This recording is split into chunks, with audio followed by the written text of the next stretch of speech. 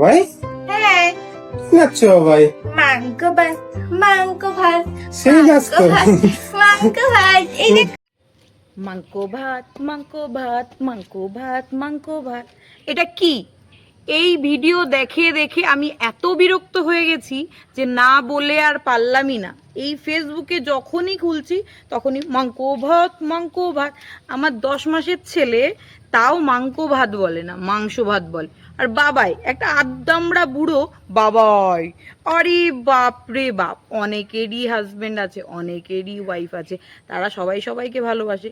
এটা কি ববয় ববয় ববাই, আরে বাপরে, একটা আলাদা লেভেলেই নিয়ে চলে গেছে। আর ওটা তো আবার আদ্দামড়া বুড়ো বলে কিনা মঙ্কু ভাত মঙ্কু ভাত। এটা কোনো আর মাথার উপরে এটা কি এরো এরো মাথার উপরে, আর তার সাথেও এরো একটা কানের, এই খুব ভাল লাগে।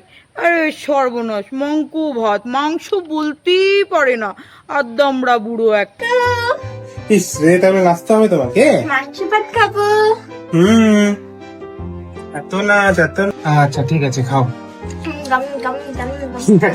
পাগলের মতো করে গাইস মাংস বলেই।